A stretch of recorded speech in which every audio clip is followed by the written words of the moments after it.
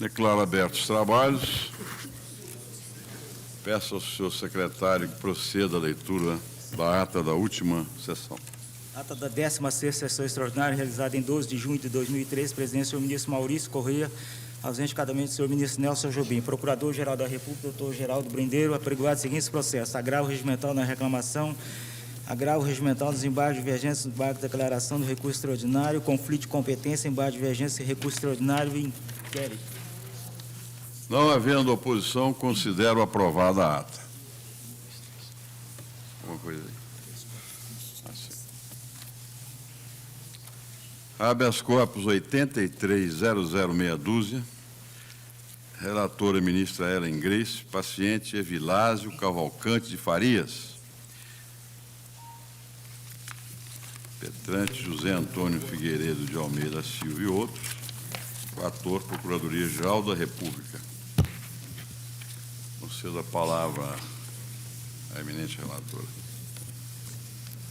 Isso. Haverá sustentação oral. Senhor presidente, trata-se de habeas corpus impetrado contra ato do Procurador-Geral da República, consubstanciado em aprovação de manifestação de subprocurador-geral. Ainda ontem, por equívoco, o ministro Celso, lembra-se, eu havia levado a turma e verificamos que era da competência do plenário.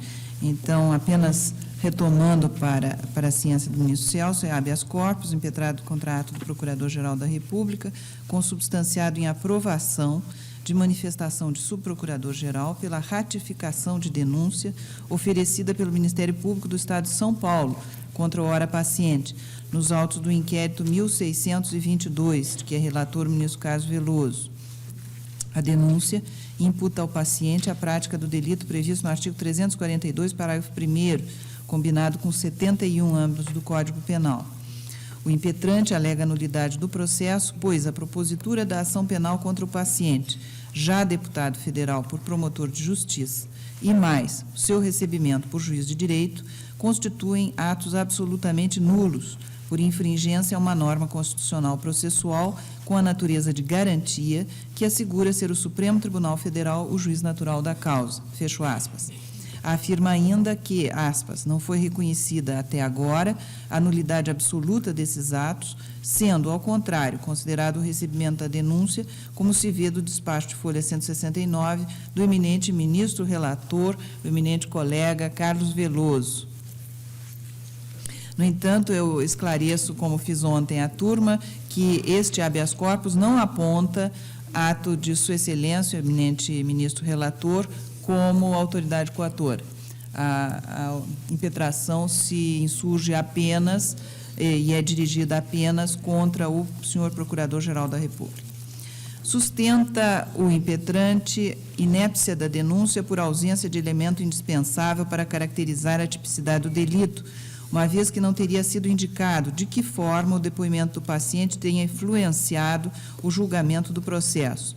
Além disso, argumenta não haver base empírica para o oferecimento da denúncia, requer concessão da ordem para anular o processo, até a ratificação da denúncia ou trancar a ação penal por inépcia da mesma. Em decisão de folha 69, indeferia a liminar requerida para suspender o curso do inquérito 1622. O Procurador-Geral da República, apontado como autoridade coatora, encaminhou o ofício com informações prestadas pelo subprocurador-geral, Dr. Edson Oliveira de Almeida. É o relatório, senhor presidente. Concedo a palavra ao Dr. José Antônio Figueiredo de Almeida e Silva. Excelentíssimo senhor ministro-presidente, excelentíssima senhora ministra relatora, excelentíssimos senhores ministros. Esse habeas corpus tem dois pedidos. O primeiro deles é de nulidade dos atos praticados até a ratificação da denúncia pelo Procurador-Geral da República. E o segundo de trancamento do processo por falta de justa causa para a ação penal. No primeiro ponto, é importante acentuar que, diferentemente do que ocorre em outros casos, a denúncia foi oferecida em 1999, quando o paciente, eleito deputado federal em 98, já assumira o mandato de deputado federal. e foi oferecida por promotor de justiça e recebida por juiz de direito, 17ª Vara Criminal na comarca de São Paulo, capital. Portanto, já o juiz natural da causa era este Supremo Tribunal Federal. Embora essa corte, no inquérito que está correndo sob a relatoria do ministro Carlos Veloso, ainda não tenha proferido o ato de recebimento da denúncia, os atos já praticados não foram anulados e há um prejuízo para o impetrante. O depoimento prestado no processo penal, que a denúncia acusa de falso testemunho, foi prestado em 1996. Se a denúncia tivesse sido recebida validamente em 99, haveria interrupção da prescrição. Então, nesse primeiro ponto, o que se pede é a concessão da ordem para anular a declaração de nulidade dos atos praticados até a ratificação da denúncia pelo Procurador-Geral da República. E no segundo ponto, senhores ministros, senhora ministra relatora, o que se pede é o trancamento do processo penal. No caso, a imputação sustenta que é completamente atípica a conduta do paciente. O paciente prestou 2 depoimentos no processo penal, um processo por crime de abortos e outros conexos, contra um médico do Estado de São Paulo. Nos 2 depoimentos, relatou que, como médico que é, atendeu na sua clínica, no dia 2 de julho de 1992, uma paciente, uma pessoa que se encontrava com queixas que sugeriam um quadro de abortamento. Como não é obstetra, encaminhou essa pessoa para um especialista, que é o médico Jorge Okuda, justamente aquele que foi acusado de aborto. Os depoimentos prestados tanto na instrução criminal como depois na sessão do júri são essencialmente idênticos. A denúncia refere que esse prévio atendimento não existiu. E diz mais que a paciente, a pessoa que foi atendida por ele, Naraci, teria falado aos delegados que fizeram o flagrante que já estava previamente ajustada para o aborto, inclusive em jejum. Mas, senhores ministros, os depoimentos que foram colhidos nos autos desse processo criminal, onde o paciente depois na condição de testemunha, em momento algum, são contrários ao que ele afirmou. Naraci, no auto de prisão em flagrante, e eu fui juntar até o memorial que entreguei cópia do auto de prisão em flagrante, diz que se reservava para falar em juízo. Nada mencionou. Não mencionou o prévio atendimento, mas nada mais mencionou também. No depoimento prestado no interrogatório, menciona que foi atendida pelo médico, dá o seu nome, o Evilásio, dá inclusive o valor que pagou pela consulta. E diz que esse médico encaminhou para o obstetra. No depoimento na sessão de júri, da mesma forma, menciona. O seu patrão, ela era empregada doméstica, seu patrão, um advogado que estava presente no momento que ela estava na clínica onde foi presa, e também foi preso, o seu patrão menciona que ela já vinha de outra consulta, de outro médico, nos 2 depoimentos, depoimento no interrogatório, depoimento na sessão do júri. E o médico Jorge Okuda diz que um colega seu encaminhou a paciente, tanto no interrogatório, como na sessão do júri. São esses depoimentos que instruem o processo penal contra o paciente. Depoimentos, que eu volto a afirmar, em momento algum contradizem, pelo contrário, confirmam o seu depoimento, arguído de falso pelo Ministério Público. Mas a denúncia vai mais além. A denúncia refere-se a uma agenda onde constaria o nome do paciente, Evilásio, e ao lado o nome do acusado Mauro, patrão da Naraci. E, segundo a denúncia, a pessoa que pagou pelo aborto. E um número de telefone. Foi aberto o inquérito e a polícia, em momento algum, fez qualquer diligência sobre esse número de telefone.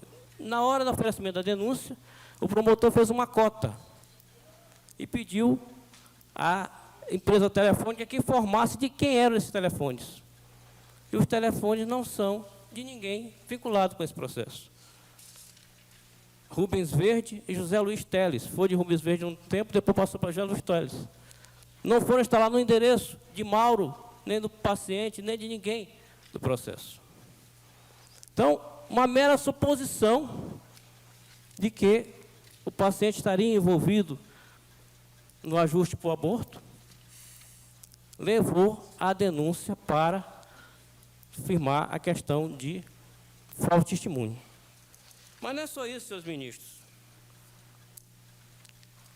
A prova já não autoriza a conclusão de que há falso testemunho. É uma prova que hoje é documental, porque foram depoimentos prestados em juízo que estão agora nestes autos. Podem ser verificados em leitura. Mas não há, além disso, além da prova não indicar qualquer contradição entre o depoimento do paciente e os depoimentos prestados naquele processo, a denúncia não traz um requisito indispensável em se tratando de falso testemunho. Não basta afirmar que alguém cometeu falso testemunho, que alguém faltou com a verdade num depoimento em juízo. É preciso demonstrar a relevância desse depoimento para o desate daquele processo.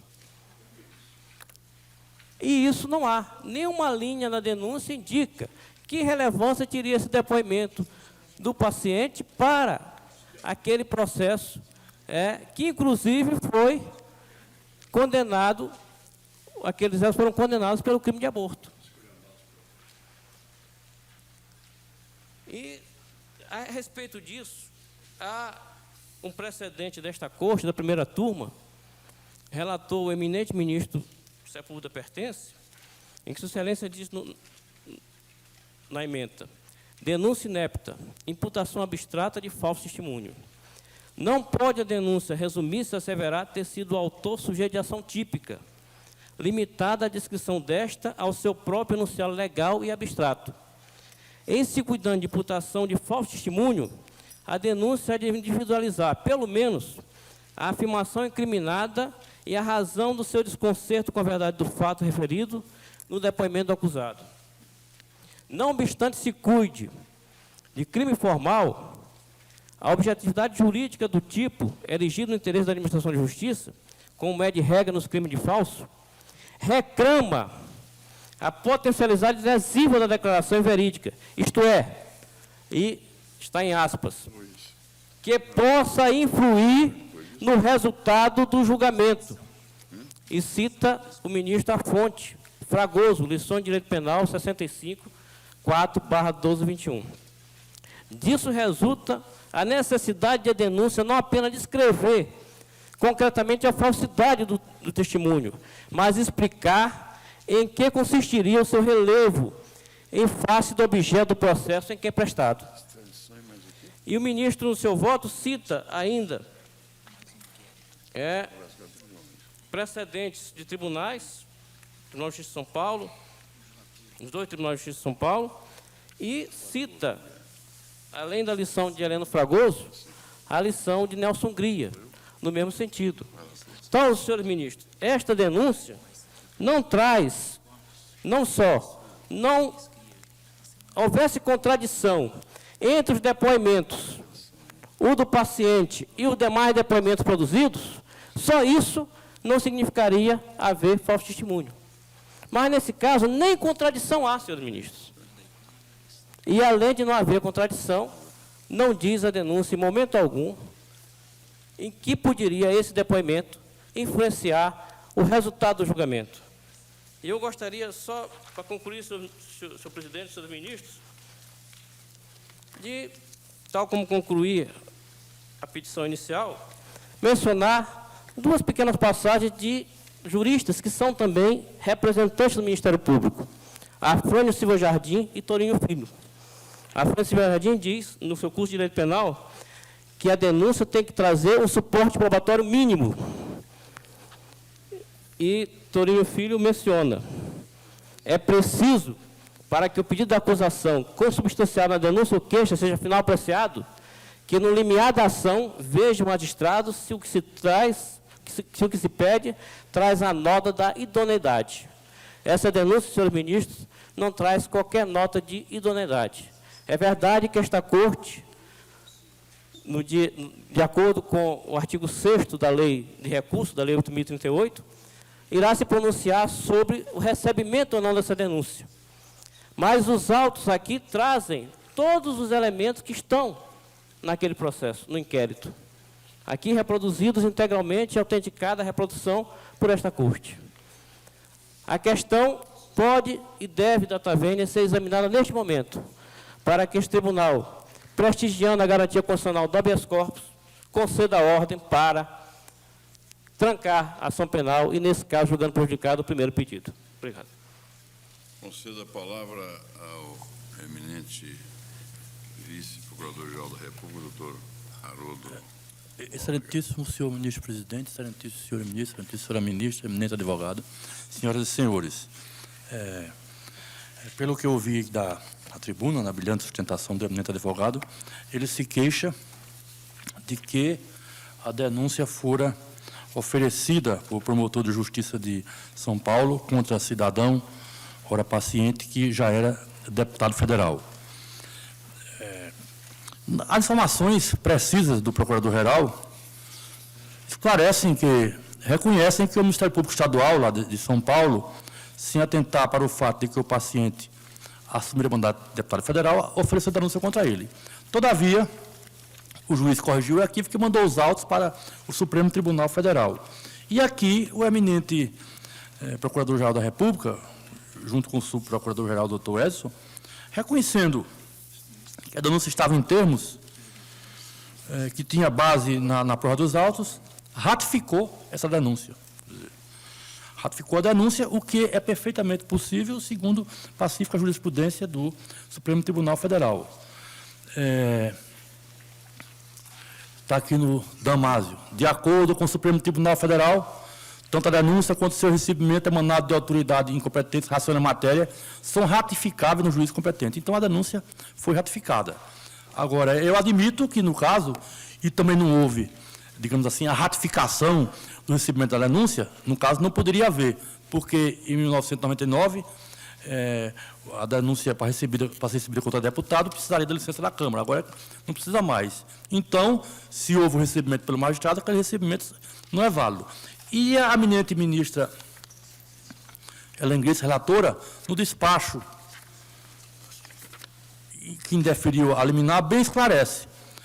Por assim proceder, não se há de inferir com base no despacho de folhas 169 e 173 do inquérito 1622, que tem um relator ratificado o ato de recebimento da denúncia. Não ratificou, porque faltava aquela condição à época, e hoje aqui o processo está seguindo o trâmite da Lei 8038, em que se dá ao acusado uma oportunidade de defesa, na qual tudo que o eminente causídico disse da tribuna ele poderá apresentar nessa sua resposta. Então, não há coação contra esse suposto recebimento da denúncia, porque não houve recebimento da denúncia não houve ratificação de recebimento pelo Supremo, e quanto ao fato de o Procurador-Geral ter confirmado a denúncia oferecida lá em São Paulo, isso daí não constitui nenhuma ilegalidade, e por isso que o Ministério Público opina no sentido de que o HC seja em parte conhecido e nesta parte denegado. É o parecer. Devolvo a palavra à eminente ministra Helen Grace. Senhor presidente, resumindo, o paciente foi denunciado pelo Ministério Público Estadual pela prática do que está previsto no artigo 342 do Código Penal, falso testemunho. Eu colho da denúncia a seguinte descrição. Segundo o apurado, o denunciado foi arrolado como testemunha de defesa nos autos da ação penal registrada sob número tal e em data de 13 de abril de 94, visando beneficiar a situação do seu amigo médico, Jorge Laésio Cuda, que figurava como acusado de prática de crime de aborto provocado e corrupção ativa, asseverou que no dia do crime atendeu a paciente, aspas, com quadro clínico sugestivo de abortamento. Por não ser especialista, dada a sua condição de clínico geral, encaminhou a paciente ao Correio Jorge. Outro sim, em data de 19 de junho de 98, arrolado como testemunha defensória nos autos desmembrados registrados sob número tal, visando beneficiar a situação processual dos acusados Naraci Nascimento da Paixão Pôncio e Mauro Henrique Lopes, que figuravam como acusados pela prática de aborto consentido e aborto provocado, novamente afirmou que essa paciente foi ao meu consultório por indicação de parentes, eu a atendi numa manhã e o quadro, que não era da minha especialidade, era sugestivo de aborto. Aspas, eu encaminhei para o Dr. Jorge por ser mais perto. Fecha aspas. Foi, então, denunciado pelo Ministério Público Estadual. O juiz estadual, também estadual, recebeu a denúncia. Porém, ao perceber que o réu era deputado federal, já então, remeteu os autos a esse Supremo Tribunal Federal. Colho das informações prestadas pelo Ministério Público Federal, aspas, o Ministério Público Estadual, sem atentar para o fato de que o paciente assumira mandato de deputado federal, ofereceu denúncia contra ele. Corrigido o equívoco, o meritíssimo juiz de direito determinou o encaminhamento dos autos ao Supremo Tribunal Federal. No caso, entendendo corretos a narrativa e o enquadramento constantes da denúncia que for oferecida pelo Ministério Público Estadual, por infringência ao artigo 342, parágrafo 1º, combinado com 71 do Código Penal, o Ministério Público Federal encampou aquela manifestação ratificando-a. A propósito, vale referir que a orientação do Supremo Tribunal Federal é no sentido de que tanto a denúncia quanto o seu recebimento emanados de autoridades incompetentes racione matéria são ratificáveis no juízo competente. Fecho aspas. Assim, a tese de nulidade por suposta ilegitimidade do promotor de justiça criminal do Ministério Público do Estado de São Paulo para oferecimento da denúncia contra o paciente não merece prosperar, tendo em vista a sua ratificação pelo subprocurador-geral da República, Dr. Edson Oliveira de Almeida, em manifestação que foi aprovada pelo senhor Procurador-Geral da República, professor Geraldo Brindeiro, que é, afinal de contas, o titular da ação penal no âmbito deste Supremo Tribunal Federal. Eu verifico que, neste sentido, há inúmeros precedentes da Corte, refiro especialmente o HC 72.904 da Relatoria de Vossa Excelência, senhor presidente, relato ainda isso na segunda turma, o HC 54.619, relator ministro Moreira Alves, outro HC 63.819, relator ministro Carlos Madeira, e assim por diante, todo um rol de precedentes.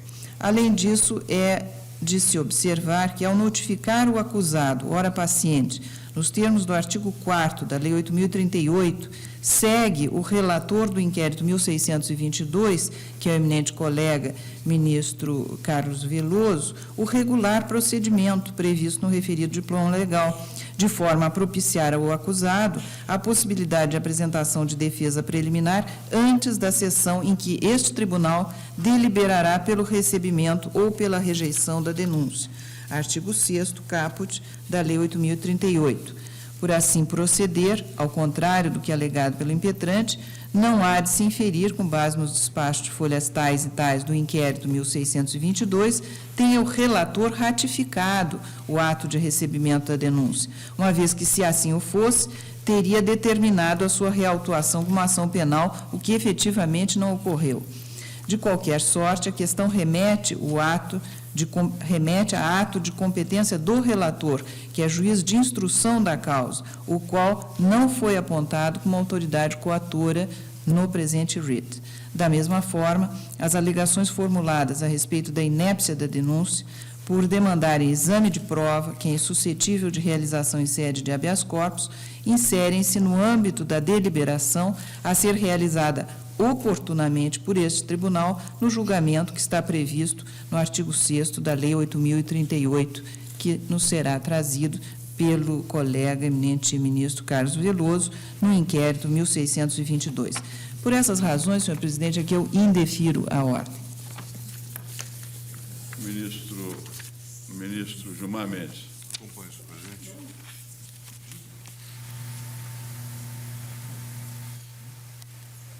Não se aponta o ministro Veloso como... Não. Embora, na lógica da impetração, só existiria coação se ele houvesse recebido. Quer dizer, eu não recebi ainda, quer dizer, não propus ainda o Vossa recebimento Excelência ou ainda a não é rejeição, né? individuado. Vossa Excelência ainda Mas ofereceu, o impetrante parte do suposto ofereceu ao paciente a oportunidade da Embora defesa não- prévia. É nessa fase Embora que está o bote a inquérito. culpa no procurador, parte do suposto de que Verdade. Vossa Excelência teria ratificado o Para recebimento. esclarecer, estou atacando a inépcia da denúncia, não propriamente o ato de recebimento que não houve. Houve no juiz. Isso, Nelson. Agora, em que fase está, eminente? Notificação. O inquérito, Está notificado, não é ele isso? está notificado para oferecer a defesa prévia. Vossa Excelência Então, não há abriu nem esse prazo. recebimento nem rejeição. Nem uma coisa nem outra. Eu estou de acordo com o eminente relator. Ministro Nelson Jobim. Ministro Marco Aurélio. Coisa que depois não acredito. Não há qualquer dúvida quanto à pecha relativa à denúncia. A denúncia foi ofertada quando o denunciado já ocupava cadeira na Câmara dos Deputados e foi ofertada pelo Ministério Público local. A pergunta que me faço, presidente, é se é possível ratificar-se o ato nulo. E, se possível, a ratificação do ato nulo, como se tem examinada a prescrição? Teremos aquele ato nulo e ratificado posteriormente, endossado posteriormente, validado posteriormente, como capaz de conduzir à interrupção da prescrição? Sim, porque se há ratificação, nós temos a valia do ato, outorga o empréstimo de valia ao ato praticado. É a teoria alusiva à própria ratificação, ao instituto da ratificação. Presidente, peço vênia à nobre ministra relatora para endossar a ótica exteriorizada pelo ministro Celso de Mello no precedente mencionado no memorial. Sua Excelência, enfrentando uma reclamação, a reclamação oriunda de ato praticado no Estado do Maranhão, julgou o pedido formulado procedente.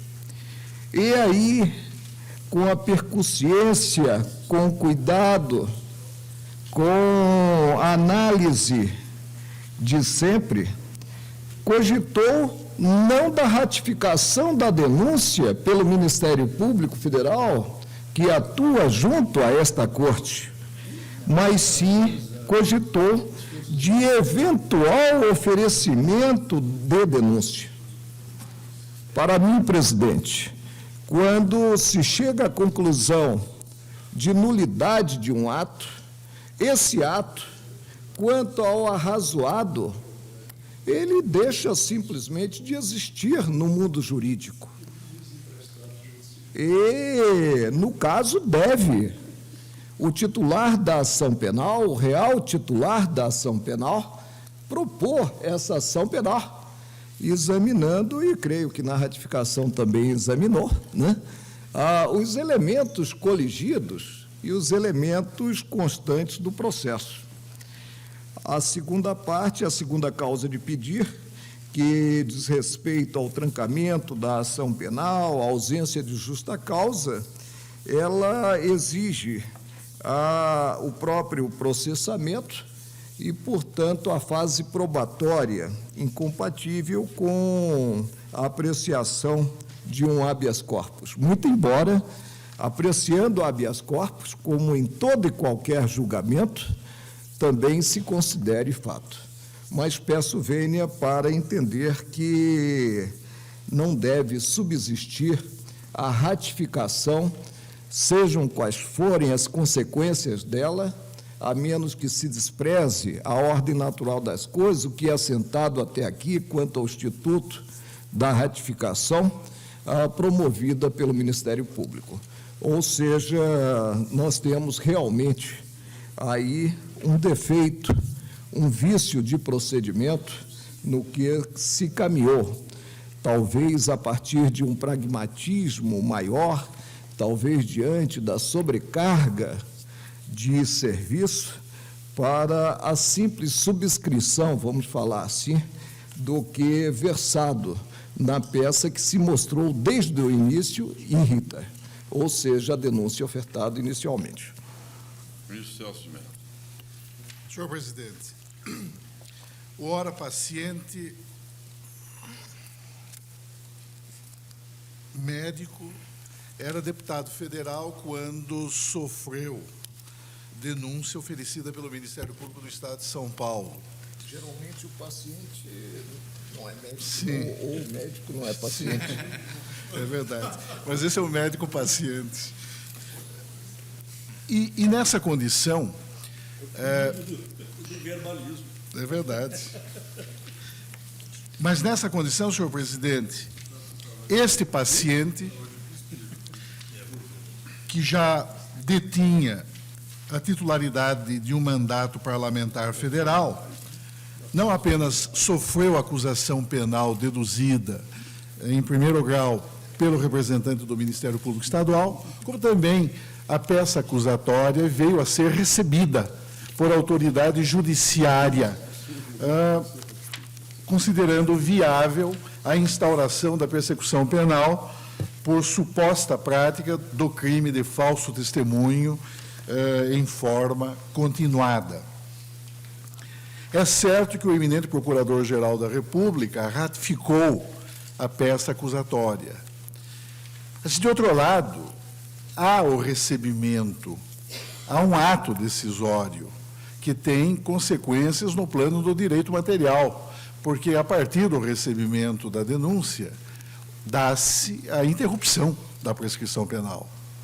E essa causa interruptiva, mencionada expressamente no artigo 117, inciso 1º do Código Penal, tenho para mim, não pode subsistir desde que o ato decisório, de que ela decorra, tenha emanado, como no caso emanou, de autoridade judiciária absolutamente incompetente, considerada a cláusula da Constituição, que, como esta Corte reiteradas vezes já proclamou, faz do Supremo Tribunal Federal o juiz natural dos membros do Congresso Nacional nos processos penais tendentes a uma decisão condenatória. A reclamação 1861 do Maranhão, de que fui relator, envolvia também o recebimento por parte de determinado magistrado de jurisdição inferior, de denúncia oferecida contra o deputado Remy 30, salvo engano de minha parte.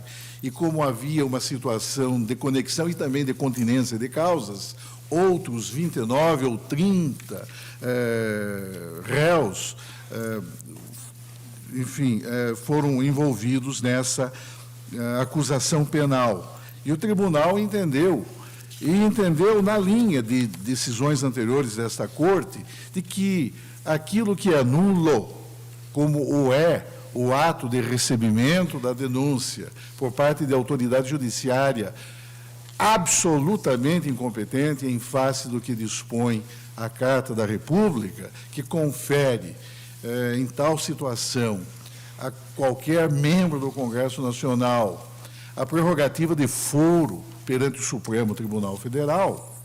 Eu tenho a impressão, senhor presidente, que, ao menos para esse específico efeito, há uma situação de injusto constrangimento, uma vez que, bem ou mal, eu diria mal, o recebimento da denúncia, no caso, gerou, no plano do direito material, a interrupção da prescrição penal. E isso, obviamente, traduz uma situação juridicamente onerosa para qualquer réu.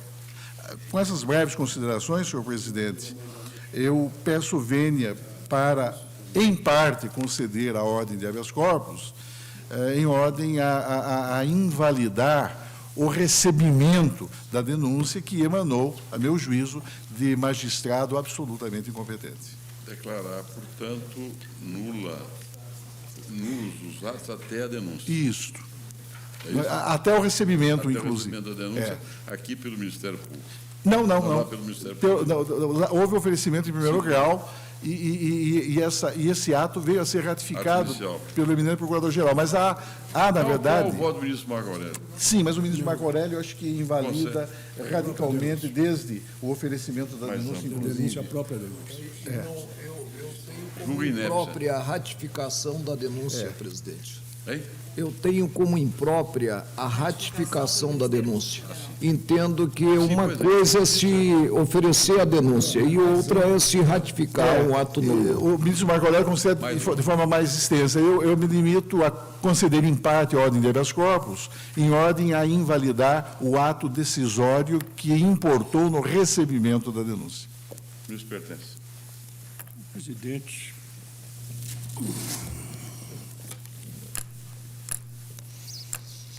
parece que o civilismo da Faculdade Nacional, da antiga Faculdade Nacional de Direito, deixou herdeiros na casa. É manifesto que, a aplicar-se Ficaria sozinho, de a aplicar-se em nome dos a egressos da Geral do Faculdade Direito Nacional de Civil, Direito. ato nulo não se ratifica. Mas, a meu ver, parece claro que, no caso, e Sua Excelência mesmo, o ministro Marco Aurélio, não resistiu a substituir a palavra equivocadamente utilizada pela palavra correta, e disse: o procurador-geral subscreveu a denúncia oferecida pelo promotor. E quando, pelo menos em direito público, esta erroneamente chamada ratificação, erroneamente para não ofender os brios do civilista, significa a subscrição do ato praticado pela autoridade incompetente, pela autoridade competente, para todos os efeitos, o ato se considera praticado quando da subscrição pela autoridade competente. Por isso, o que temos no caso é uma denúncia do Procurador-Geral da República. Tanto do Procurador-Geral da República quanto o que diariamente nós examinamos. Denúncias ou pedidos de arquivamento, atribuição exclusiva perante o plenário do Procurador-Geral da República, que Sua Excelência faz, subscrevendo ato firmado por outro membro do Ministério Público.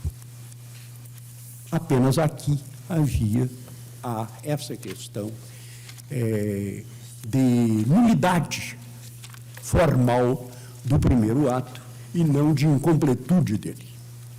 Mas eu interpreto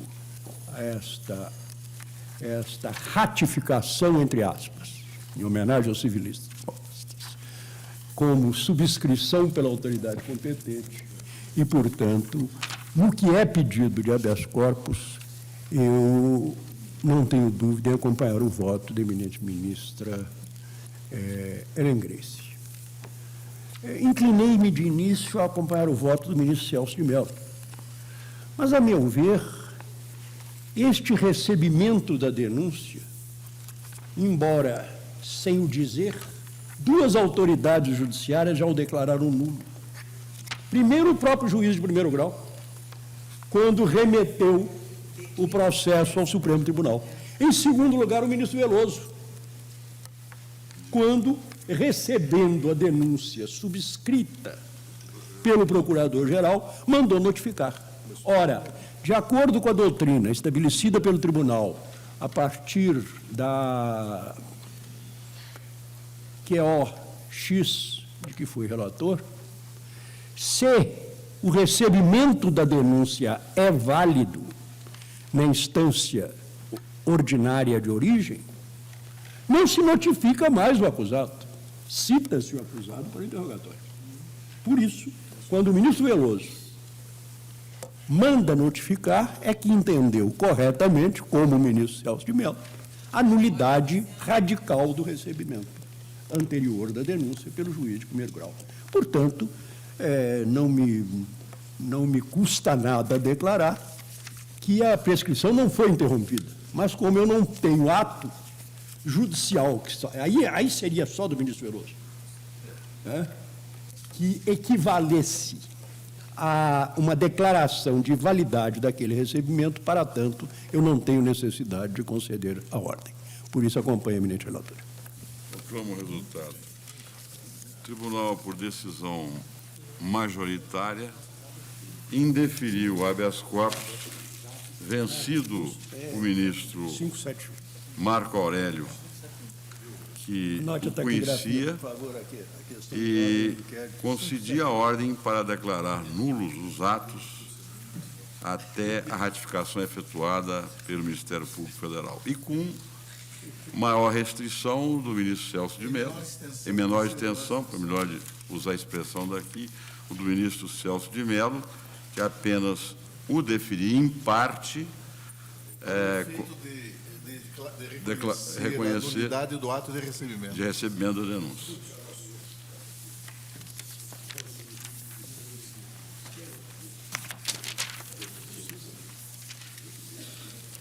Extradição 864 com advogado presente. Relator, ministro Sepúlveda Pertence. Requerente, governo da Itália.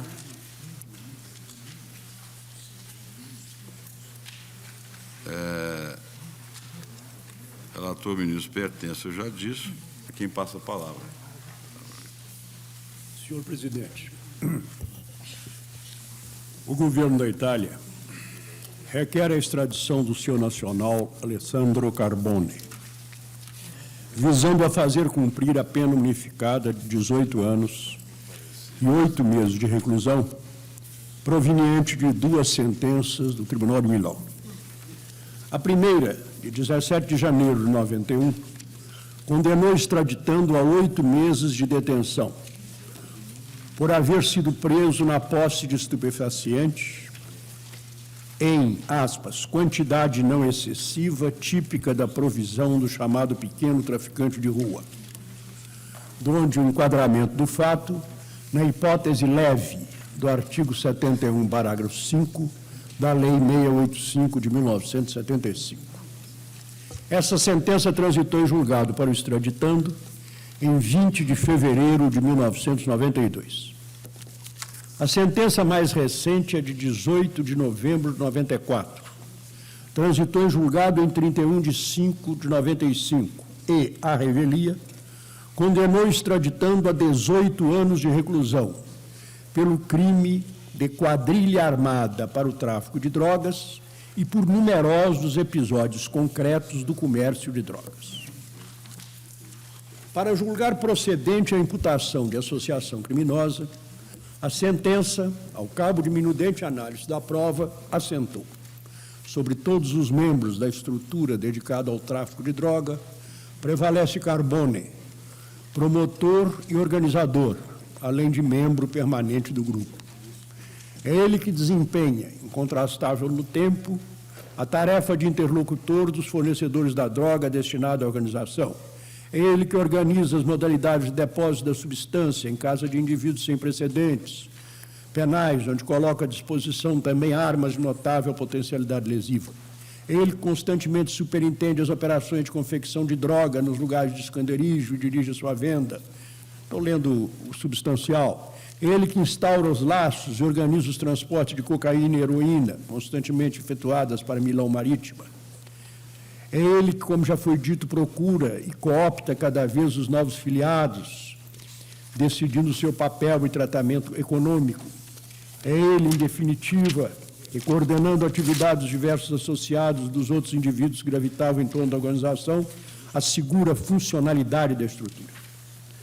Corte Suprema, tal. Esta última configura certamente nas apuradas finalidades criminosas a figura tipo a que se refere o artigo 74 do Decreto do Presidente da República 309/90.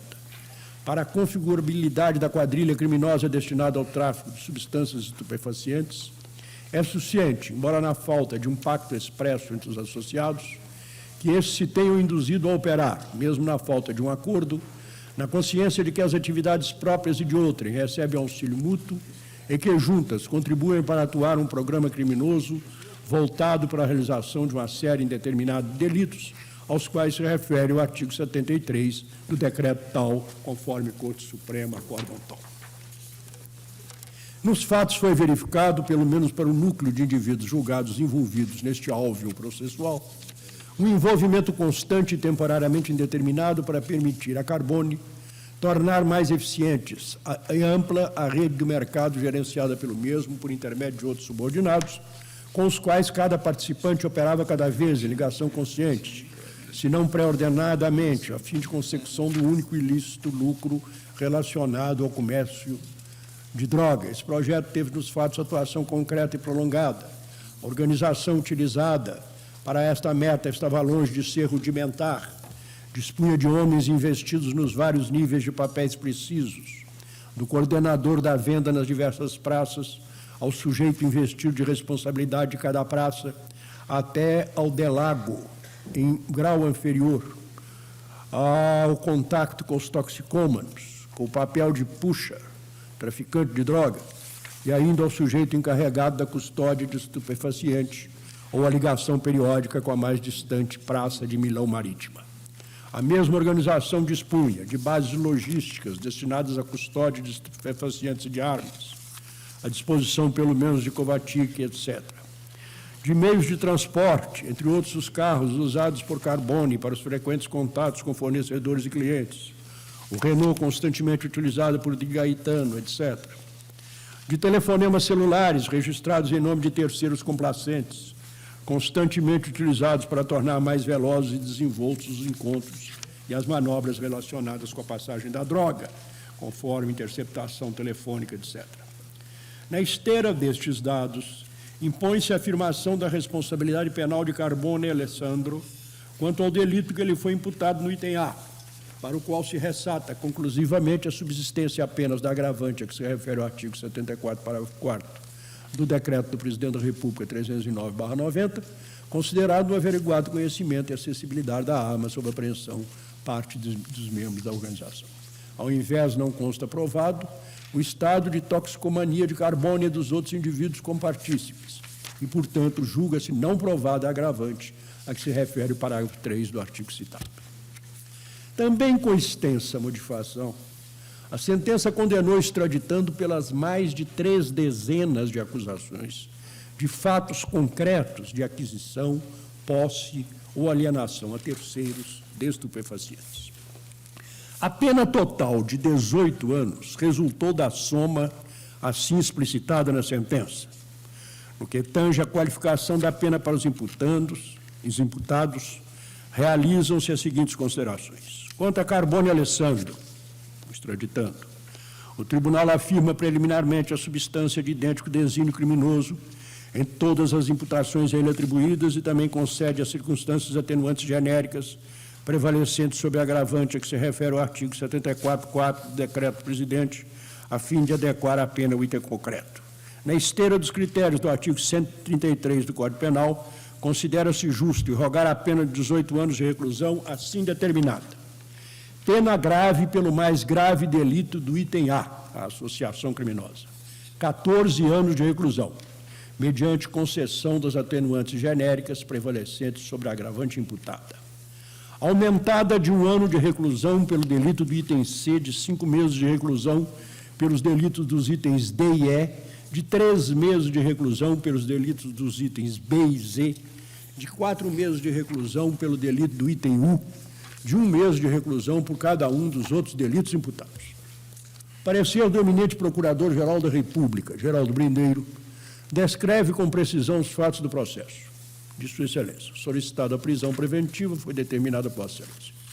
O mandato de prisão unificou as penas das seguintes condenações. Resume esta operação aritmética a que me referi. O Ministério da Justiça informou a efetivação da prisão, o extraditando requeriu a revogação da prisão, Denegado o pleito,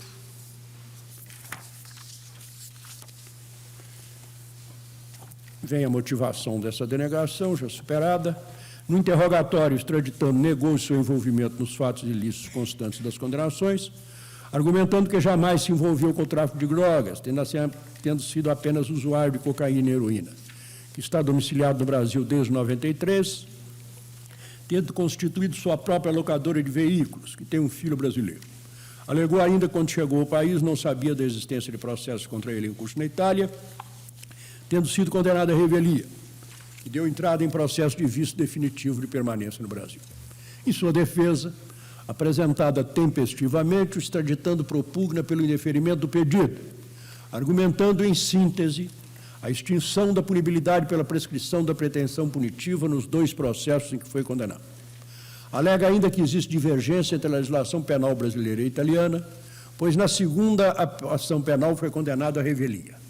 Aduz, ademais disso, que já se encontrava no Brasil quando o crime ainda estava sob investigação e que, por ter sido condenado à revelia, não lhe foi garantido o direito de ampla defesa. Por fim, sustenta que possui filho brasileiro, não se assemelhando aos demais casos de estrangeiros que contraem filhos ou casamentos no Brasil, visando evitar um processo de extradição, pois, no seu caso, repita-se, chegou ao Brasil no ano de 93, quando não existia qualquer ação penal do seu conhecimento. Conclui o parecer do Ministério Público pela concessão em parte do pedido de extradição formulado pela República Italiana em desfavor do senhor nacional Carbone Alessandro, excluída a condenação de 8 meses de reclusão e multa de 1 milhão de liras, imposta pelo juiz de investigação preliminar junto ao Tribunal de Rimini, nos autos do processo número tal. Em favor do extraditando, o seu ilustre defensor impetrou o HC 82.847, que, entanto, o plenário indeferiu, conforme o voto do eminente ministro Carlos Veloso, relator. É o relatório.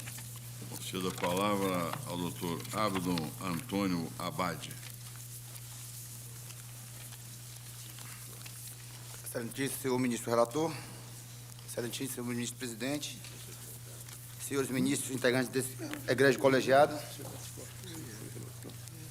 excelentíssimo senhor procurador da República, como acabamos de ouvir do relatório do ilustre ministro relator, pretende o governo italiano a extradição do senhor Alessandro Carbone, adotando como argumentos a respaldar o seu pleito o fato de existir naquele país 2 condenações contra referido senhor. A primeira delas, senhores ministros, relativa a uma condenação pelo uso de drogas, condenação esta datada do distante ano de 1990 e que transitou julgado, salvo engano, no ano de 1992. A segunda delas, com sentença promulgada no ano de 1994, na qual foi o senhor Alessandro Carbone condenado à pena de 18 anos de reclusão. Esta pena de 18 anos de reclusão, aplicada ao senhor Carbone com sentença proferida em 1994, foi relativa a fatos ocorridos no período de outubro a dezembro de 92 e janeiro e fevereiro do ano de 1993. Portanto, esses fatos que geraram esta condenação distam de quase aproximadamente 10 anos. Pois bem, senhores ministros, requerida a extradição foi pelo senhor ministro relator decretada a prisão preventiva do paciente e este advogado, resignado com tal decisão, impetrou ordem de habeas corpus, cuja relatoria coube ao ministro Carlos Veloso, e este colegiado entendeu pela denegação da ordem. Concomitantemente, deprecou o ilustre ministro relator ao juiz de direito da 2ª Vara Federal da Bahia a ouvida do extraditando, oportunidade na qual o mesmo foi ouvido e esclareceu, em sua defesa, os fatos que estão a motivar seu pedido de extradição. Naquela oportunidade, esclareceu o senhor Alessandro que chegou ao Brasil no ano de fevereiro de 1993, negando aquelas imputações que lhe eram atribuídas pelo governo italiano relativa ao tráfico de entorpecentes. Indagou naquela oportunidade, senhores ministros, que como estava ele ausente da Itália, como não teria ele conhecimento daquelas imputações quando chegou, inclusive, ao Brasil, e como o processo original da Itália existiam cerca de 8 a 10 elementos sendo processados, muito fácil seria atribuir-se a ele aquelas ocorrências criminosas, muitas delas, inclusive, ocorrentes após o mês de fevereiro de 1993, quando ele já estava no Brasil, em troca da negociação do perdão que é permitido no direito penal italiano.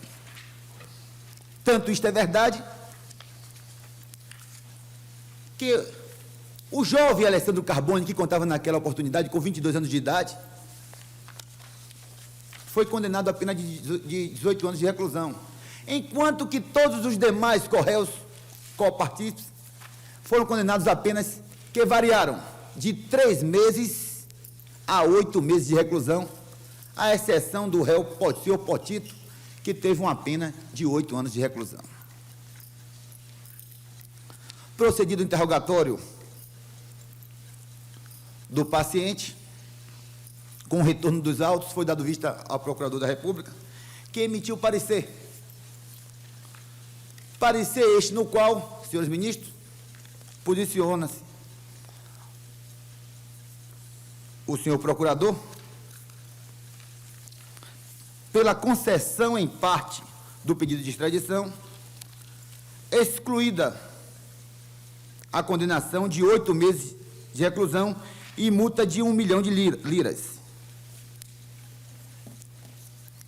Essa exclusão solicitada pelo Ministério Público deveu-se a um dos argumentos da impetração, qual seja a extinção da punibilidade pela prescrição da pretensão punitiva. A primeira condenação imposta ao extraditando, do ano de 1990, aplicou-lhe uma pena de 8 meses de reclusão. Portanto, tanto da ótica do direito brasileiro, quanto da ótica do direito italiano, esta pena já teria atingido o seu prazo prescricional. Daí porque a solicitação do senhor Procurador que o habeas corpus, que o pedido de extradição, melhor dizendo, houvesse sido concedido apenas em parte. Quanto ao segundo pedido, quanto à segunda condenação imposta ao extraditando, relativa à pena de 18 anos de reclusão, permitimos discordar do entendimento do Ministério Público, do senhor Procurador da República. Entretanto, senhores ministros, conquanto a Lei 6815, de 80, o Estatuto dos Estrangeiros, em seu artigo 77, tenha de modo difuso estabelecido que não se considerará a extradição quando estiver extinta a punibilidade pela prescrição, segundo a lei brasileira, o tratado de extradição firmado entre o Brasil e a Itália foi mais além e muito mais detalhista, ao estabelecer que a extradição não será concedida se, na ocasião do recebimento do pedido, segundo a lei de uma das partes, houver ocorrido a prescrição do crime ou da pena. Assevera, então, o Tratado de Extradição entre Brasil e Itália, que a extradição não será deferida, não será concedida, quando houver ocorrido a prescrição do crime ou da pena. Bom, quanto à prescrição da pena, nós não temos o que discutir. Mas, em relação ao crime, senhores ministros, impõe-se um estudo comparativo entre o direito penal brasileiro e o direito penal italiano. Ora, o delito atribuído ao extraditano, senhor ministro relator, é de associação, ou melhor, de formação de quadrilha destinada ao tráfico de entorpecentes. Este delito encontra seu igual no direito brasileiro no crime de associação para o tráfico de drogas previsto no artigo 14 da lei de tóxicos, com suas supervenientes alterações. Referida lei atribui ao referido delito uma pena variável de 3 a 10 anos. Ora, nós temos, nesse caso, que buscar uma pena em abstrato, para que possamos, então, fazer uma análise da situação do extraditano. É o extraditano, em território brasileiro, réu primário e possuidor de boas antecedentes criminais. O nosso direito penal já tem entendido que, nessa matéria, sendo réu primário possuidor de bons antecedentes, a pena deve ser estabelecida no seu patamar mínimo.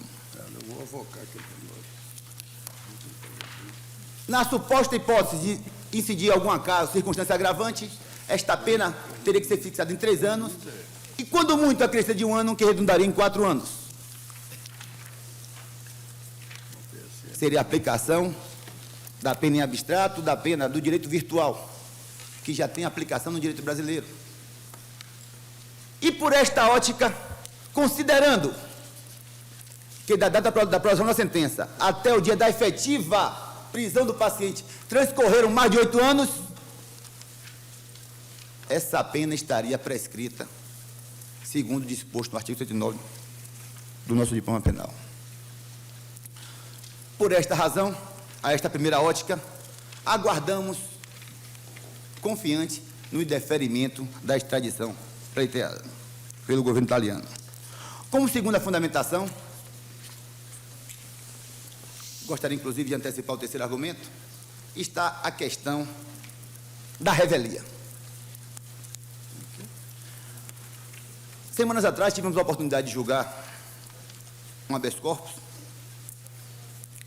onde foi suscitado, naquele habeas corpus, de que a legislação brasileira, nos idos dos tempos, não admitia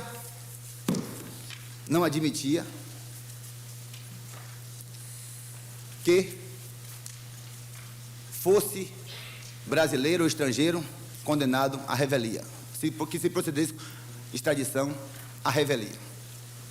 Ora, o tratado de extradição firmado entre o Brasil e a Itália, do ano que passou a vigorar a partir do ano de 1993, passou, no seu interior, a dispor ser aplicável a extradição, mesmo na hipótese da revelia.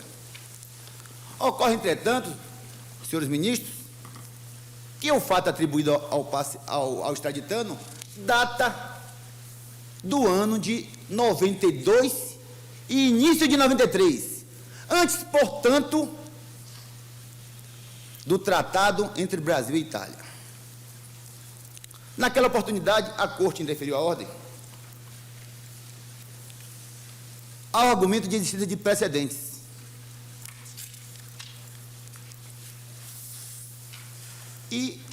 cuidado de pesquisar os precedentes desta Corte e constatei que, efetivamente, existem 3 precedentes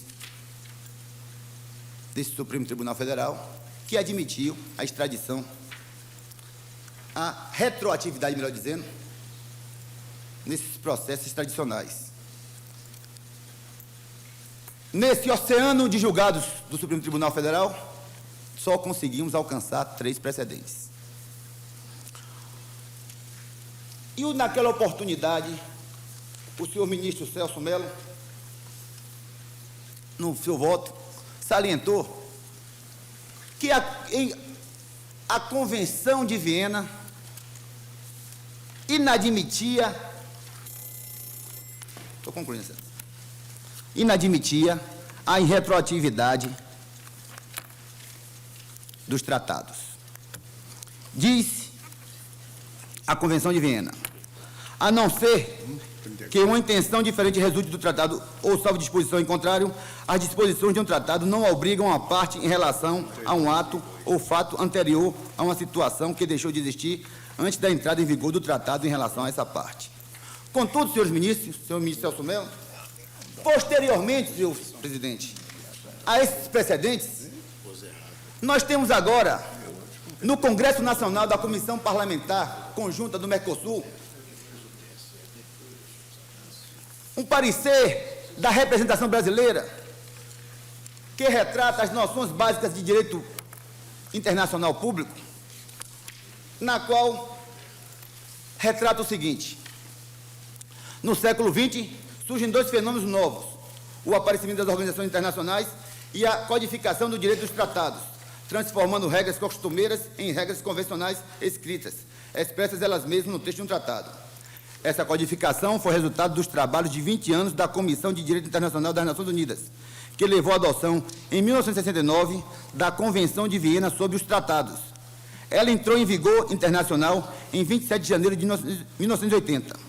No Brasil, o Executivo encaminhou ao Legislativo, em abril de 92, o texto da Convenção para exame e eventual aprovação.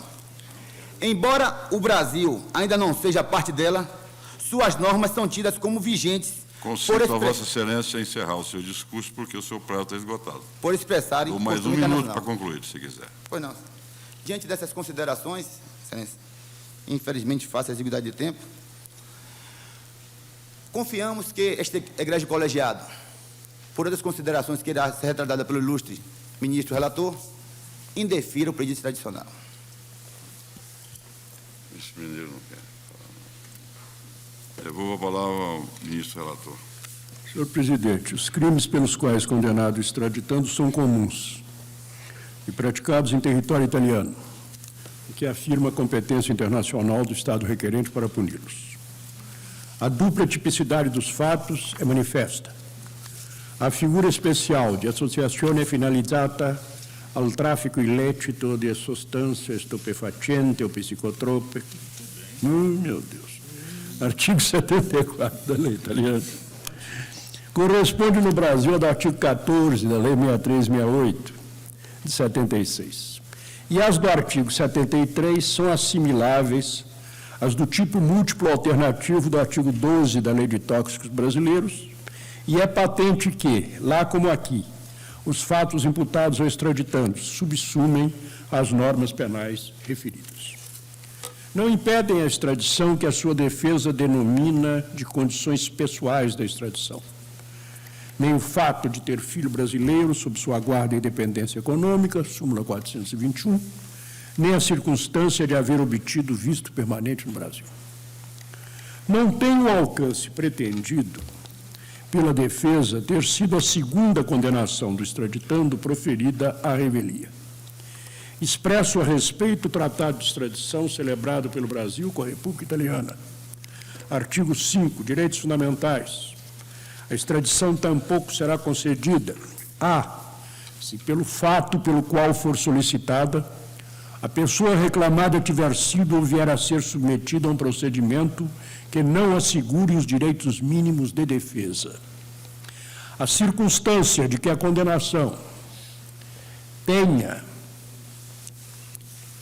ocorrido à revelia não constitui por si só motivo para a recusa da extradição. Pretende a defesa inaplicável ao caso a parte final por ser o tratado posterior aos fatos criminosos. Aduz o lúcido defensor. Verifica-se, contudo, que esse tratado foi assinado em 89, entrando em vigor apenas a partir de julho de 93, quando foi promulgado pelo presidente. Ora, como já dito, o réu teve a sua persecução criminal, que equivale ao inquérito policial no direito brasileiro, deflagrada no ano 92. Sua ação penal instalada em fevereiro de 93. Portanto, já fazia jus ao benefício de não ser condenado à sua revelia, isto porque o decreto promulgado em 93 não o atingiu, uma vez que a lei não pode retroagir em benefício do réu. É pacífica a questão de que o réu já havia adquirido o direito de não ser julgado à revelia. Tal instituto é de uma necessidade premente, posto que visa assegurar as relações jurídicas diante da mutabilidade das leis. Não se pode olvidar que vigora entre nós o princípio da retroatividade da lei penal. Entretanto, tal instituto deve ser aplicado somente na hipótese de lei posterior vier a ser mais severa, ou de alguma forma vir a prejudicar o agente.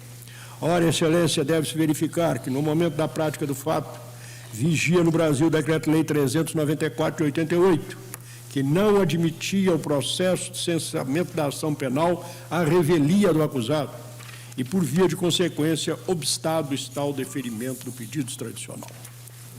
Manifestos data venia os equívocos do raciocínio. As normas extradicionais, legais ou convencionais, não constituem lei penal, não incidindo, em consequência, a vedação constitucional de aplicação a fato anterior da legislação penal menos favorável. Precisa observação de Youssef Carrali. Argumenta-se com acerto que a extradição não é pena, não tem caráter penal os tratados, convenções e leis que sobre ela dispõem. Como ato de processo criminal tendente à apresentação do delinquente no juízo do crime, não constituindo pena, apenas regula a condição para permitir a sua aplicação, fixando as regras segundo as quais o criminoso será entregue ao país que o reclama. O tratado sobre extradição não tem por finalidade direta a punição. Seu objetivo imediato é tornar possível a punição, propiciando o meio e as formas necessárias à entrega dos criminosos que escapam à jurisdição do Estado que tem competência para puni-los. Daí a possibilidade de seu deferimento por fato cometido anteriormente ao tratado, quanto mais que, não sendo este uma lei, não se lhe aplicaria o princípio da retroatividade. Albuquerque Melo é ainda Carrali quem diz. Embora admitindo que a doutrina e a prática, de um modo geral, têm sustentado a retroatividade dos tratados de extradição, e que, verbis, o Brasil sempre aceitou este princípio, opõe, contudo, ressalva a esse entendimento. É de Albuquerque Melo. Se na prática a questão parece estar resolvida, no campo doutrinário ela não nos parece ser a mais correta. Duas razões em favor da retroatividade dos tratados de extradição podem ser alegados. A. Não existe qualquer direito e dever de extradição antes da conclusão do tratado. B. Os tratados podem ser concluídos com o endereço certo, isto é, apenas para atingir determinado indivíduo. Tais considerações, todavia, não abalam o entendimento assente, volta Youssef Carrali, ante a reafirmada consideração de que o objetivo da extradição não é punir determinado crime ou determinado delinquente, mas apenas facilitar e assegurar a eficiência da ação da justiça, possibilitando a perseguição do criminoso através das fronteiras internacionais. E prossigo, senhor presidente. De resto, as objeções do doutor Albuquerque Melo perdem relevo em sistemas como o nosso, em que, não havendo tratado, a extradição pode ser concedida mediante promessa de reciprocidade, que, formulada junto com o pedido, é sempre posterior ao delito a cuja persecução visa. Toda promessa de reciprocidade, por definição, seria, então, retroativa. E unilateral, seria pior ainda.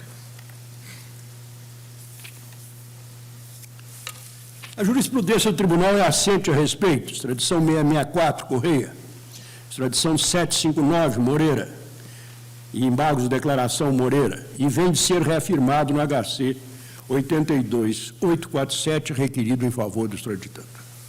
De qualquer sorte, não é verdadeira a premissa da defesa de que, não for a parte final do artigo 5 do Tratado com a Itália, o direito brasileiro não admitiria a extradição do condenado à revelia. O dispositivo a que se apega, o artigo 17 do Decreto-Lei 394 de 38, nada tem a ver com a extradição, mas sim com o processo no Brasil por crimes praticados, cometidos no estrangeiro. Diz esse dispositivo, artigo 17 do Decreto-Lei 394. Poderão ser processados e julgados, ainda que ausentes, os brasileiros e estrangeiros que em território estrangeiro perpetrem crimes. A. Contra a existência, segurança ou integridade do Estado e a estrutura das instituições e contra a economia popular. B. De moeda falsa, contrabando, peculato e falsidade. Trata-se, portanto, de demarcação da jurisdição da lei penal brasileira e da jurisdição penal brasileira, não tem nada a ver com a extradição. Por fim, sendo vigente a lei de extradição, Lei 6.815 de 1980, editada em substituição ao Decreto-Lei 914 de 69, não se consegue descobrir por que, segundo o defensor, o velho edito de 1938 é que vigoraria em 93, data inicial da série de crimes do extraditando. Havia, então, pelo menos 3 leis de extradição posteriores que não cuidavam disso, porque isso era matéria do Código Penal tratado pelo Código Penal de 40. Resta, por conseguinte, o problema da prescrição. A extinção da punibilidade é induvidosa no tocante à condenação a 8 meses de prisão pela sentença de 91. Aduz com exatidão no ponto o parecer da Procuradoria-Geral. Evidente a prescrição, no caso do dispenso. Com respeito a outra sentença, para sustentar a extinção da punibilidade, apega-se a defesa ao que denomina Instituto da Prescrição Penal Antecipada, ou prescrição em perspectiva, ou virtual. Parte, para tanto, de que no Brasil, ao tipo do artigo 14, a Lei 6.368 comina a pena de 3 a 10 anos de reclusão, para argumentar que, levando-se em conta, esta pena seria fixada no seu mínimo legal, ou até majorada, para 4 anos, mas não ultrapassaria tal limite, o que levaria a prescrição em 8 anos. Além de o tribunal não admitir a tal prescrição em perspectiva ou virtual, o certo é que, cuidando-se de extradição executória, a verificação da prescrição, malgrado se deva fazer também à luz do direito brasileiro, de seus prazos e condições, toma por base de cálculo não a pena aqui cominada ao tipo, mas sim a pena já concretamente aplicada no estrangeiro, pois esta é que se pretende fazer cumprir. No tópico, opina o senhor Procurador-Geral, já em relação ao segundo processo, número 923/94, que tramitou perante o Tribunal de Milão, no qual o extraditando foi condenado a 18 anos de prisão, de reclusão e interdição perpétua das funções públicas em novembro de 94, por delitos previstos nos artigos 74 e 73 do Decreto tal, por fatos ocorridos entre 92 e 93 em continuidade delitiva, não há que sustentar a ocorrência da prescrição. Ocorreu o trânsito julgado em 31 de julho de 95. Assim, à luz do direito brasileiro, a prescrição da pretensão executória somente terá cabimento em julho de 2015, artigo 112, combinado com 109.1 do Código. De igual modo, segundo a lei italiana, a prescrição em caso só ocorreria em 15 anos após o trânsito julgado, ou seja, em julho de 2010. Logo, quanto a esta segunda condenação, não há qualquer óbice ou deferimento do pleito extradicional. Aqui, no entanto, data vênia, o parecer faz abstração de um dado relevante. A pena de 18 anos não corresponde a um só crime, mas é soma da sanção de 14 anos imposta ao delito de associação criminosa com as penas de numerosos outros crimes de tráfico de drogas, que vão de 1 mês a 1 ano de reclusão. Ora, é incontroverso que no direito brasileiro, a semelhança do que ocorre no crime continuado, súmula 497, na hipótese de cúmulo material de infrações, a prescrição não se calcula à base da soma das penas aplicadas, mas as considera uma a uma isoladamente. Disso resulta, no caso, que salva de 14 anos, em relação à qual a prescrição é vintenária, Código Penal 109.1, a pretensão executória de todas as penas restantes, iguais ou inferiores a 1 ano, prescreveu em 4 anos, contados de 31 de julho de 95, data do trânsito em julgado da sentença. Este o quadro, defiro parcialmente a extradição, para que o extraditando cumpra no estrado requerente exclusivamente a pena de 14 anos de reclusão, que lhe impôs a sentença número 4.814, proferida pelo Tribunal de Milão, em razão da prática do delito do artigo 74 do Decreto do Presidente da República 309 de 1990, negando-a quanto a tudo mais. É o meu voto. Ministro Helen. Ministro Jobim.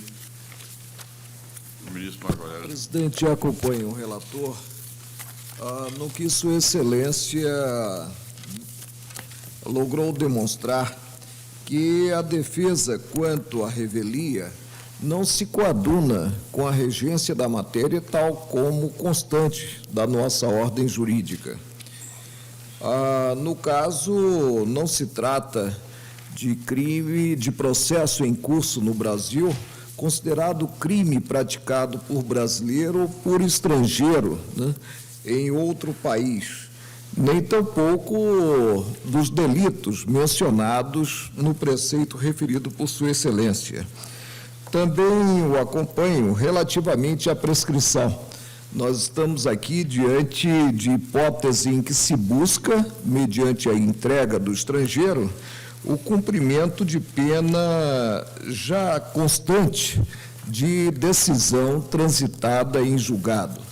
Logo, leva-se em conta a penação prevista no título que se pretende executar.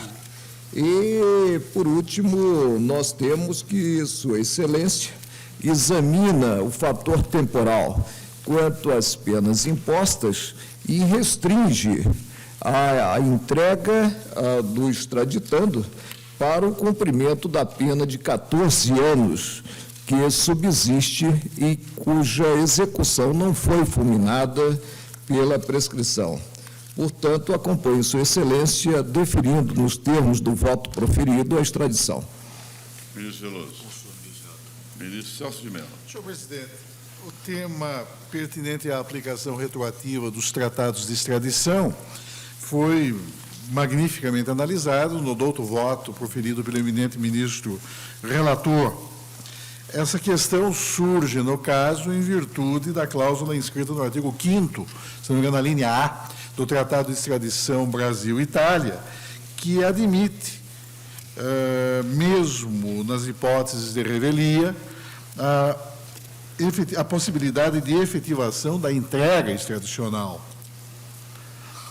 Sua Excelência demonstrou que a jurisprudência do Supremo Tribunal Federal, com apoio em precedentes firmados no julgamento da extradição 664, da extradição 759 do HC 82.847, também tem admitido a possibilidade de extradição, ainda que se cuide de hipótese de revelia. Sustenta-se a irretroatividade dessa cláusula convencional, uma vez que os fatos teriam ocorrido em momento anterior. Como bem demonstrou o eminente ministro relator, a cláusula da irretroatividade, que tem extração constitucional, teria aplicação se se tratasse de norma de direito material, É certo que o processo extradicional é um processo de índole penal, mas não objetiva a inflição de punição, mas, pelo contrário, traduz mera condição para a legítima entrega por parte do Estado requerido, o Brasil, no caso, de determinado súdito estrangeiro, para que, então, sofra persecução penal perante as autoridades competentes do Estado requerente, ou lá venha a ser submetido à execução de uma condenação criminal. É verdade. Não é? Até certo ponto. Mas teria mais caráter processual, não é como uma condição para a efetivação da entrega. Se bota o pé Sim, no Paraguai. claro, é verdade. Agora, Agora, de que não qualquer é maneira, penal senhor presidente, substancial. é certo que toda essa discussão doutrinária, que é extremamente rica e é muito importante, foi consagrada em texto, não é, consubstanciado na Convenção de Viena sobre o Direito dos Tratados de 69. Ocorre, no entanto, que foi apenas em abril de 1992, no governo Collor, que o eminente professor Celso Laffer, então ministro das Relações Exteriores, propôs ao presidente da República o encaminhamento às casas do Congresso do texto a que o Brasil aderiu. No entanto, até o presente momento, essa convenção de grande importância e que estabelece como regra geral, ela sim, a irretroatividade. Celso, o importante é que, Sim. em face da nossa jurisprudência, o que é favorável, o artigo 5º do Tratado da Itália, é sim favorável ao extraditando na sua parte inicial. Sim. Quando o que eu já aceito como implícito, como decorrente de outros princípios constitucionais brasileiros, mas garante que se lhe tenha assegurado os direitos fundamentais de defesa. Sim, é verdade. Há essa cláusula, a cláusula inicial. A revelia nunca Sim. se pôs com relação aos outros países É verdade. que simplesmente não consagram sequer esta garantia mínima de defesa, que, a meu ver, se pode extrair de outros princípios, nunca se pôs como oposição, até porque, qual ocorre na Itália, qual ocorre na França, a condenação à revelia tem outras consequências nesse processo penal, que é a abertura da via da oposição. Sim. Ou como hoje ocorre em Portugal, há uma legislação processual Agora, penal recente em Portugal em matéria de revelia e que é extremamente favorável ao próprio réu. Mas, de qualquer maneira, apenas queria observar que a Convenção de Viena, ela simplesmente não foi incorporada ainda ao direito positivo interno do Brasil. E, na verdade, ainda que o fosse, traduziria lex generalis, não é, que cederia a aplicação, em cada caso ocorrente, dos tratados específicos de extradição celebrados pelo Brasil com outros estados estrangeiros. Mas o fato, senhor presidente, é que não se cogita na espécie de qualquer situação em que os direitos básicos ou as garantias processuais básicas do extraditando estejam em jogo. Por isso, senhor presidente, entendo que esse aspecto realmente da questão, que é importante, não pode prevalecer aqui nesse julgamento, como bem demonstrou o eminente ministro relator. Acompanho Sua Excelência. Eu não tenho voto, mas, se me permite ousadia, Tem votos. nesse caso tem Tem, porque se alega a aplicação da matéria. garantia constitucional de retroatividade. Então, de qualquer jeito, eu acompanho integralmente o eminente relator, mas a ousadia que eu me referia seria apenas para fazer aqui um apelo à editoria do nosso boletim que examinasse a possibilidade de veicular a íntegra desse julgado, tendo em vista os argumentos desenvolvidos nesse julgamento, que reputo, assim, importantes para o conhecimento mais amplo da matéria. Proclamo o resultado. O tribunal, por decisão unânime, deferiu em parte o pedido de extradição nos termos do voto do relator.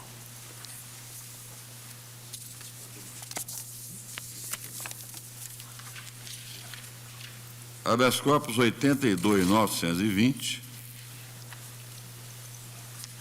Relator, ministro Carlos Veloso.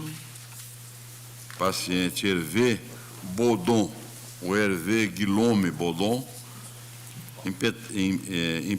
impetrante Jurema Costa de Oliveira, com relator da extradição número 863 do Supremo Tribunal Federal, ministro Nelson Jobim, no caso. Passo a palavra à sua excelência. Eu acho, senhor presidente, que o relator da extradição... Impedido o ministro Nelson Jobim. Não, é o ministro Gilmar Mendes. Está errado. O que foi? É o ministro Gilmar. O nosso querido secretário da mão palmatória disse que o paciente tem toda a razão, portanto, ninguém está impedido aqui. Ele até fugiu para a gente, né? Ah, também. Não respondeu. Senhor presidente, trata-se de pedido de habeas corpus impetrado em favor de Hervé Bodon, ou Hervé Guilherme Bodon, da decisão do eminente ministro Gilmar Mendes, que decretou sua prisão preventiva para fins de extradição, a pedido do governo da França, em decorrência de mandado de prisão emitido em 16 de setembro de 2002, pelo juiz de instrução do Tribunal de Grande Instância de La Roche-sur-Yon, por subtração fraudulenta de menor, agravada pela circunstância de que a criança foi retida fora do território nacional. Em 14 de março de 2003, o eminente ministro Gilmar Mendes relatou e indeferiu o pedido de revogação da prisão preventiva, em decisão que assim fundamentou, que transcrevo para documentar. Alega a impetração em síntese o seguinte: a ausência dos requisitos básicos exigidos pelo artigo 80 da Lei 6.815, dado que o país requerente não formalizou o pedido de extradição, tendo-se limitado a reenviar a documentação já existente que nada esclarece nem formaliza o pedido. Impossibilidade de efetivação da extradição, tendo em vista o disposto no artigo 4º da Lei da França, de 10 de março de 27, que somente permite o requerimento ou a concessão de extradição de agentes indiciados ou denunciados pela prática de crime, cuja pena máxima seja superior a 2 anos. Desconformidade da legislação penal brasileira à legislação penal francesa quanto à gravidade do delito. Desnecessidade da prisão preventiva, visto que, por ser uma modalidade de prisão cautelar, somente se justifica em casos excepcionais, ausência de subtração da menor. Haja vista que obteve o consentimento da genitora para a realização da referida viagem, que em momento algum assumiu o caráter de permanência, pois tratava-se de um passeio de férias com data programada para retorno. Requer, por isso, a concessão da ordem para trancar o processo de extradição e, em consequência, revogar o decreto de prisão preventiva, caso assim não se entenda a revogação do decreto de prisão preventiva, para que o paciente possa aguardar em liberdade o julgamento do pedido de extradição. O eminente ministro Gilmar Mendes prestou as informações de folhas, esclarecendo, transcrevo, e o eminente procurador-geral, parecer de folhas, opina no sentido da denegação da ordem ao relatório, senhor presidente. Denegação? Denegação da ordem. É habeas corpus. Parecer. Ah, sim. Parecer. Você tem a palavra para o pedido. Senhor presidente, insurge do paciente contra a decisão do eminente ministro Gilmar Mendes, que decretou sua prisão preventiva para fins de extradição. É a extradição 863 da França. A Procuradoria-Geral da República, parecer de folhas, lavado pelo eminente Procurador-Geral, professor Brindeiro, assim deslindou a controvérsia. Transcrevo, senhor presidente, para me colocar de acordo com o parecer, com base nas seguintes razões de convencimento. Como se vê dos autos, folhas 48, 50 e 51, 57, o pedido de extradição, além de formalmente requerido em tempo hábil, prisão preventiva efetivada em 18 de novembro de 2002 e pedido formalizado em 30 de janeiro de 2003, está instruído com cópia autenticada da decisão que decretou a prisão preventiva, a qual indica o local, data, natureza e circunstância do fato criminoso. Também acompanha o pedido cópia dos textos legais sobre o crime, a pena e a prescrição. Atende, portanto, ao disposto no artigo 80 da Lei 6.815. De outra parte, como bem anotou o eminente Procurador-Geral, o habeas corpus, que tem rito célere e não admite o exame aprofundado da prova, não é a via adequada para examinar a alegação de impossibilidade da extradição, Tendo em vista o disposto no artigo 4º da Lei da França de 10 de março de 27 e a desconformidade da legislação penal brasileira e da legislação penal francesa, certo que tais questões devem ser examinadas no momento oportuno e no âmbito do processo de extradição. Acrescenta-se demais que o habeas corpus não tem a extensão pretendida pela impetração, de modo a possibilitar o exame da alegação de que o paciente não praticou o crime pelo qual o governo da França requer sua extradição, mesmo porque, nos termos do artigo 85, parágrafo 1º da Lei 6.815, a defesa do paciente nos autos de extradição está restrita à identidade da pessoa reclamada, defeito de forma dos documentos apresentados ou ilegalidade da extradição. Veja-se a propósito decidido por este tribunal, no habeas corpus 80.055, relator ministro Maurício Correia, e também transcrevo, senhor presidente, a ementa do acórdão da lavra de Vossa Excelência e concluo, por fim, inexiste ilegalidade no decreto de prisão do paciente. Conforme reiterada a jurisprudência desta Corte, a prisão preventiva constitui pressuposto do processamento do pedido de extradição, não se confundido com a prisão preventiva regulada pelo Código de Processo Penal. E menciono aqui habeas corpus 6772 do Ceará, Célio Borja, 71.172, Rio de Janeiro, ministro Celso de Mello, extradição 785, México, Nery da Silveira, etc, etc. Indefiro o pedido, senhor presidente. Todos de acordo? O tribunal, por decisão unânime, indeferiu o habeas corpus.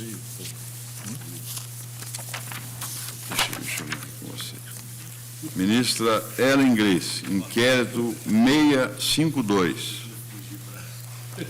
Autor, Ministério Público Federal. E Arnaldo Faria de Sá. E o que é? Denunciado. Senhor presidente, trata-se de denúncia oferecida pelo Ministério Público Federal contra o deputado federal Arnaldo Faria de Sá, pela prática do crime previsto no artigo 299 do Código Penal, ou seja, falsidade ideológica.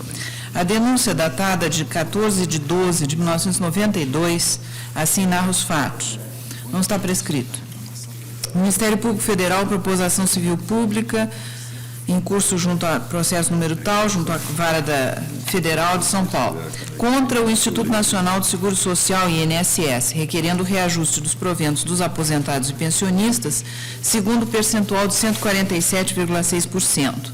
Em 27 de dezembro de 91, durante o recesso legal da Justiça Federal, o denunciado, aspas, na qualidade de assistente litisconsorcial ativo, fecha aspas, ingressou em juízo, induzindo em erro o Dr. José Luiz Gomes da Silva, juiz federal de plantão, pois entendeu este julgador que o denunciado já havia sido admitido como assistente.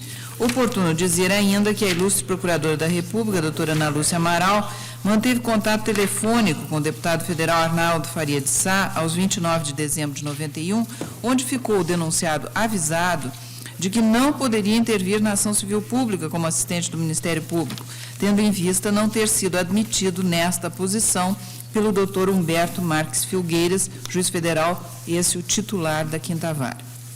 Porém, em 2 de janeiro de 92, novamente, o denunciado manifestou-se nos autos da mencionada ação civil pública, fazendo com que o juiz federal em plantão, Dr. Paulo Teotônio Costa, incorresse em equívoco, tendo este decidido sem ter em mãos os autos do feito. Está, pois, Arnaldo Faria de Sá em curso nas penas do artigo 299, caput, do Código Penal. Inseriu dolosamente declaração falsa, ou seja, qualidade de assistente litisconsorcial ativo, em documentos, alterando a verdade sobre fatos juridicamente relevantes e levando o Poder Judiciário a cometer erros com fim claro e exclusivo de promover-se para futuros cargos eletivos. Fecho aspas. Até aqui a denúncia.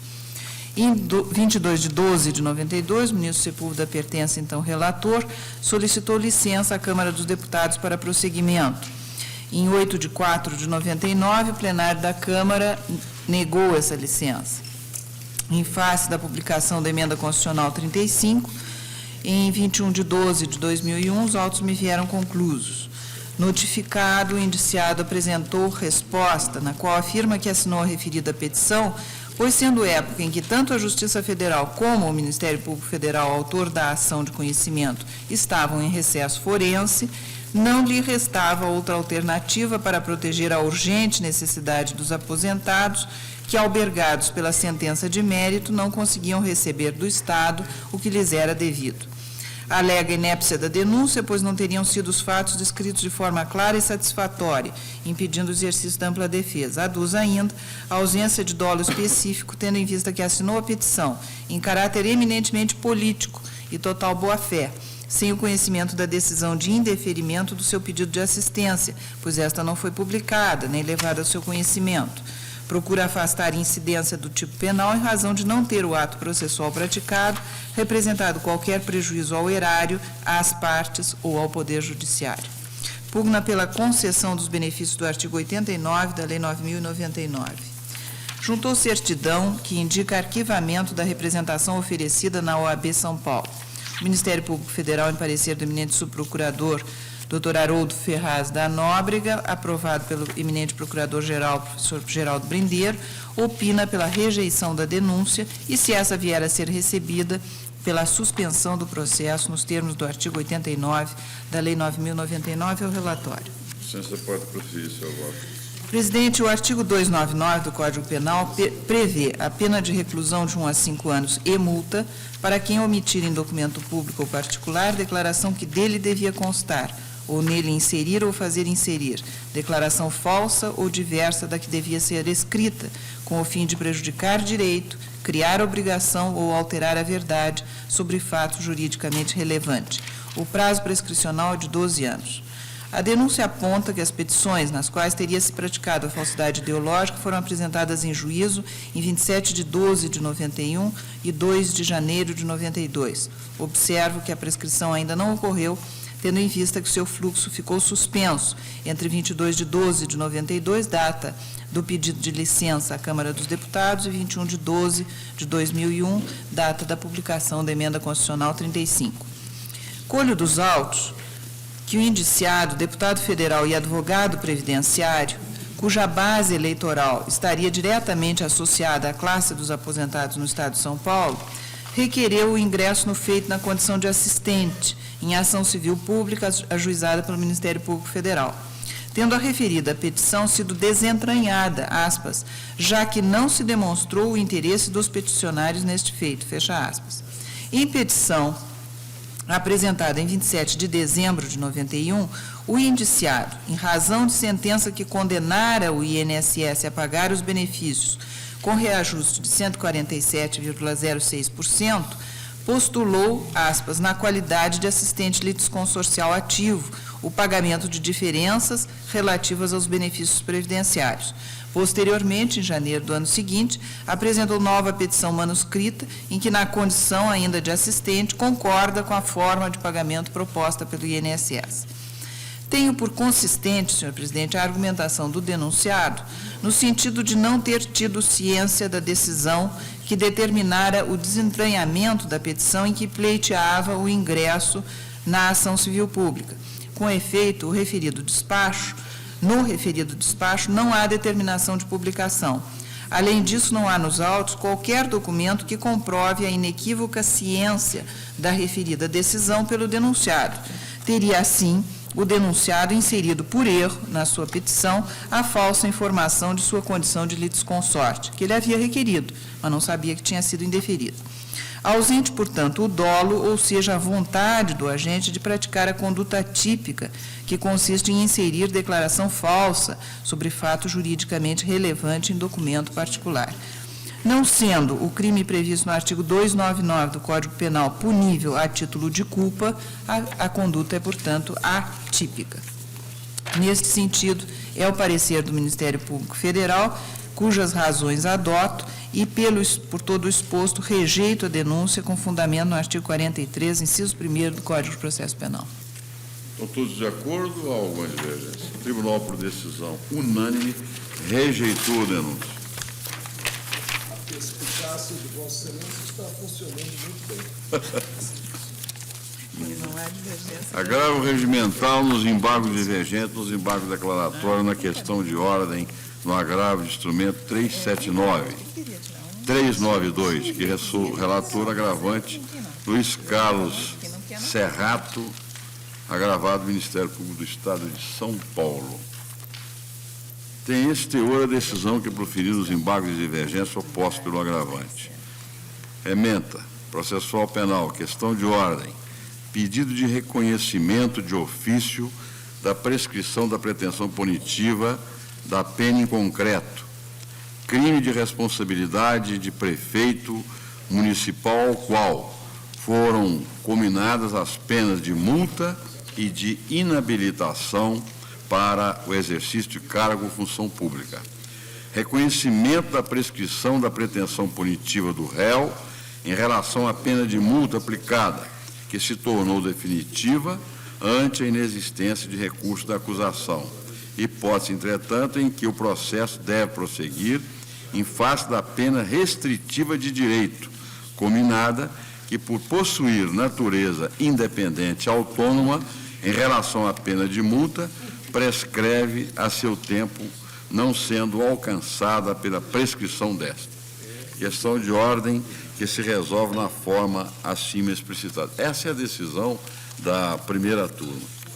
E contra ela foram interpostos presentes embargos, nos quais o recorrente comprova a dissensão de julgados, os paradigmas, mandado de segurança 21689, Veloso, petição, questão de ordem 1365, Pleno, Nery da Silveira, HC 76605, Pertence, 64221, Oscar Correia, 80026, Moreira Alves.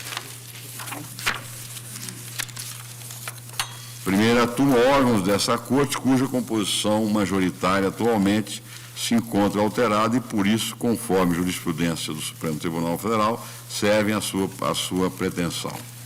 Observe, entretanto, que o acordo impugnado tem como fundamento orientação firmada pelo Pleno do Supremo Tribunal Federal, no sentido de que o reconhecimento da prescrição da pena de multa não alcança a pena restritiva de direito para o exercício de cargo ou função pública, pois detém natureza independente autônoma. Conclui-se, por isso, que os embargos não preenchem os pressupostos necessários ao seu conhecimento, a teor do disposto no artigo 332 do Regimento Interno desta Corte. Tanto exposto com base no artigo 21, parágrafo 1º, artigo 335 do Regimento Interno, não admite os embargos diversos. Essa é a questão. E não há inovação nenhuma no agravo. Eu acho que posso declarar que estou rejeitando, né? Por unanimidade. Exato. Todos de acordo?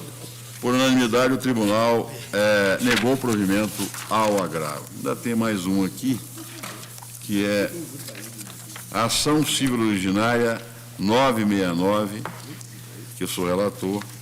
Autores, Denise Maria de Barros e outro, réu, União, advogado-geral da União, etc. Aqui é aquela questão do pagamento de diferença de vencimentos decorrentes de recálculo percebidos desde fevereiro de 95, já é uma questão mais do que ultrapassada. Representação. O ministro Marco Aurélio sempre votou exatamente nessa linha. A questão, juiz do trabalho da 4ª região, que postula o pagamento da diferença de vencimentos. Sobre a representação. Eu trouxe por causa do negócio dos honorários, que Vossa Excelência sempre acha que tem que ser julgado aqui. Eu concluo, portanto,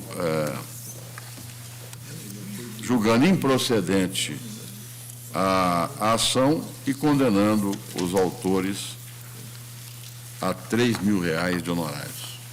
Todos de acordo? Então, essa é a proclamação. Por unanimidade. Luiz, está aqui. Traga o menino aí para mim. E esse aqui, Luiz, também acho que foi o que eu julguei agora.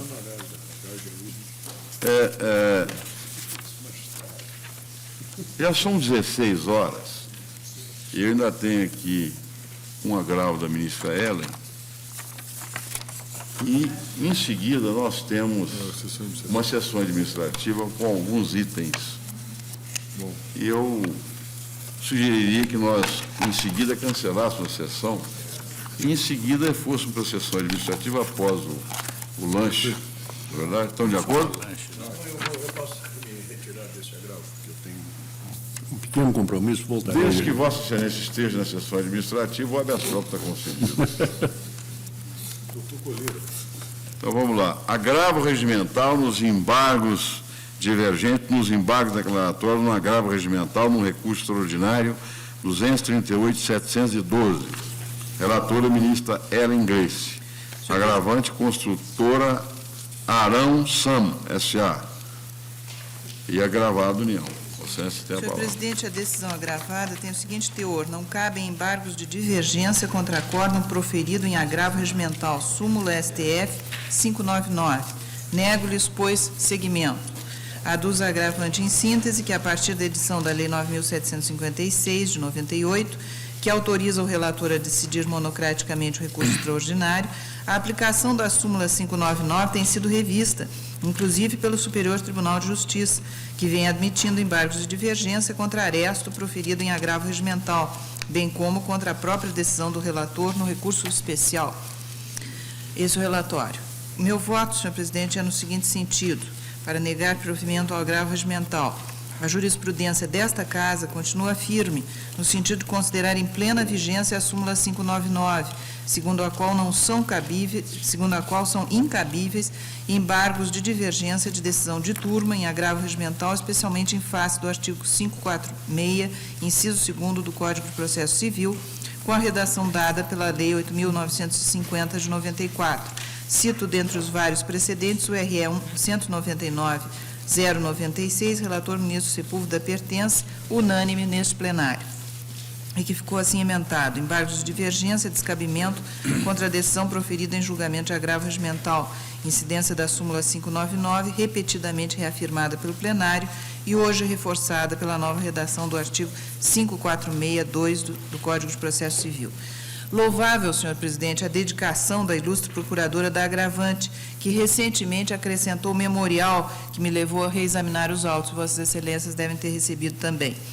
Aquela peça, todavia, verifico, limitou-se a destacar um artigo doutrinário no sentido da admissão de embargos de divergência contra a decisão de turma em agravo regimental e precedentes do Superior Tribunal de Justiça que endossam essa tese. Esta Corte, no entanto, tem posição diferente. Além disso, na hipótese dos autos, nem mesmo restou demonstrada qualquer divergência entre teses jurídicas. O Tribunal Regional Federal da Terceira Região, invocando precedente do seu plenário, que reconhecer a inconstitucionalidade do inciso 1º do artigo 3º da Lei 8.291, negou o provimento à remessa oficial. O acórdão recorrido, simplesmente em cumprimento à norma de seu regimento interno, aplicou o precedente do seu plenário. Não havia, portanto, necessidade de suscitar nova arguição de inconstitucionalidade, conforme o pacífico entendimento desta Corte. Dessa forma, a questão foi decidida com fundamento na inconstitucionalidade, portanto, era cabível, sim, a interposição pela União do extraordinário com base na letra B do permissivo constitucional. Por essas razões todas é que nego o provimento ao agravo regimental. Todos de acordo? A referência contida no verbete 599 direciona no sentido de perceber-se que os precedentes que a originaram estão ligados a julgamento não de recurso extraordinário, mas sim a julgamento pelo relator de agravo. Quando a turma examina o agravinho, o agravo interno, como que é Sálvio de Figueiredo, né, interposto contra a decisão do relator que haja implicado a apreciação do extraordinário, ela o faz quanto ao próprio extraordinário. Ela declara o acerto ou desacerto da decisão proferida, né, no extraordinário. Por isso é que eu continuo convencido de que não podemos partir para uma interpretação rígida do disposto no artigo 546, quando revela adequado os embargos de divergência em se tratando de decisão da turma, né, em recurso extraordinário. O pano de fundo do julgamento procedido pela turma é, sem dúvida alguma, né, o recurso extraordinário que chegou a subir a esta Corte. Peço vênia, presidente, para prover, no caso, o agravo. Ministro Jobim. Ministro Veloso. Com a eminente relatora. Ministro Celso. Peço vênia, senhor presidente, para, acompanhando a jurisprudência da Casa, acompanhar o voto da eminente ministra relatora. Tribunal, por maioria,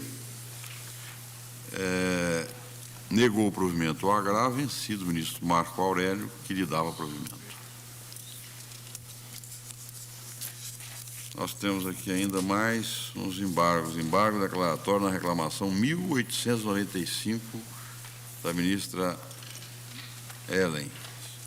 E embargantes Antônio Eustáquio de Aguiar, embargado na Universidade Federal de Minas Gerais. É simples, né? Ou É simples, é simples. Senta a palavra. Presidente, o voto do acordo embargado diz o seguinte: a tutela antecipada contra a Fazenda Pública que implique pagamento de vantagens pecuniárias nos termos da Lei 9.494/97 diz respeito à decisão proferida na ADC4, mesmo que se cuide de valores que vinham sendo antes pagos e, em decorrência da interpretação da legislação aplicável, foram considerados indevidos pela administração.